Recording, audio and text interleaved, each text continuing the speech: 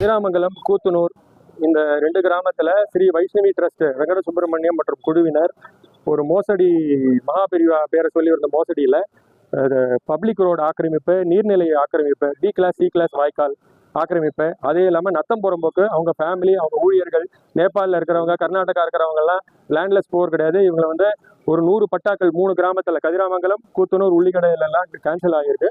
ஆனால் இந்த மனு கொடுத்ததுனால இந்த ஆக்ஷன் எடுத்தது Poornima madam RDO, Hridya madam sub collector, Priyanka Pankajam madam collector, அப்புறம் நம்ம டிஆர்ஓ திரு தியாகராஜன் அவர்கள், இவங்கெல்லாம் ரொம்ப கோஆபரேட்டிவ், நல்ல ப்ராம்ப்டாக ஆக்ஷன் எடுக்கிறாங்க. ஆனால் இந்த lower level staff, BDO, revenue, taluk, இவங்க எல்லாமே கரப்ட், டெர்லிக்ஷன் ஆஃப் டியூட்டி. இது 3வது ஜமாபந்தியில் நான் மனு கொடுக்குறேன். அவங்க சொல்கிற டைரக்ஷனே கலெக்டர் போட்ட ஆர்டரே இந்த என்க்ரோச்மெண்ட் எடுக்க மாட்டேங்கிறாங்க. பட்டா கேன்சல் ஆயிடுச்சு. அந்த நிலங்கள் எல்லாம் எடுத்து கையெழுத்தப்பட்டு மக்கள் நலத்துக்கு எத்தனையோ பேர் நிலம் இல்லாமல் இருக்காங்க.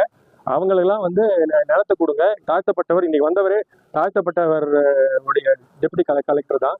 அவர்கிட்ட சொன்னேன், இந்த மாதிரி மக்களுக்காக, மக்கள் நல பயன்களுக்காக இருக்கிற திட்டங்களுக்கு ஏழை எளியரும் எத்தனையோ பேர் அந்த கிராமத்தில் பக்கத்தில் நிலம் இல்லாதவங்க கொடுங்க, பப்ளிக் இன்ட்ரெஸ்ட்ல தான் நான் போடுறேன் அப்படின்னு சொல்லியிருக்கேன். மேலும் இந்த தவறு செஞ்ச அதிகாரிகள், இந்த தாலுக்கும் அண்ட் பாபநாசம் தாலுக்கு ஃபுல்லாக கரப்ஷன். மாறி இவங்க எப்படி பட்டா கொடுத்துருக்காங்கன்னா, இவங்களே போட்டுக்கிட்டு பட்டா ப்ரொசீஜரே கிடையாது, ஒரு அப்ளிகேஷன் கிடையாது, ப்ரொசீடிங்ஸ் கிடையாது, பட்டாவே கொடுக்கல. இவங்க வெறும் ஒரு தூய சிட்டான்னு கொடுத்து அதை வச்சு ரிஜிஸ்டர் பண்ணிடுறாங்க. இதெல்லாம் கேன்சல் பண்ணியாச்சு. அந்த நிலத்தை சீக்கிரம் கையெழுத்து இது பண்ணணும்னு சொல்லியிருக்கு. தவறு செஞ்ச அத்தனை அதிகாரிகள் including the VO, Gokul, RI, zonal DD, கிருபாராணின்னு ஒருவங்க ரிப்போர்ட் கொடுக்குறாங்க. டிகே ஃபைல் இருக்குன்னு, அந்த மாதிரி ஒரு ஃபைலே இல்லை.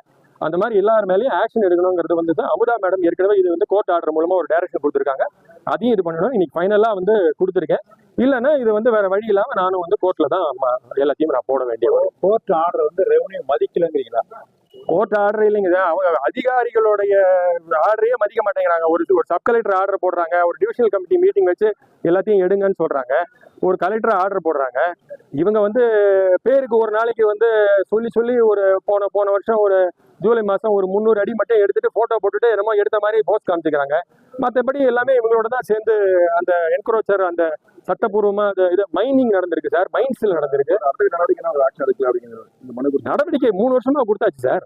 இப்போ வேற வழி இனிமேல் கோர்ட்டுக்கு தான் போடணும். சரி சார், அங்கே நீர்நிலை ஆக்கிரமிப்புல இருக்குங்களா? ஆக்கிரமிப்பு தான் சார்.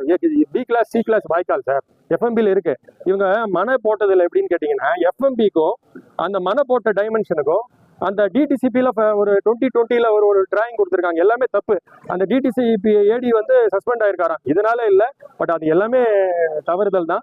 அது விவசாய பூமி அழிச்சு பண்ணினது. நிறைய பேர் நாங்கள் வாங்கியிருக்கோம், அது தெரியாமல் வாங்கிட்டோம். பட் இதுக்கு உண்டான பரிகாரத்தை இப்போ நம்ம தேடுறோம்.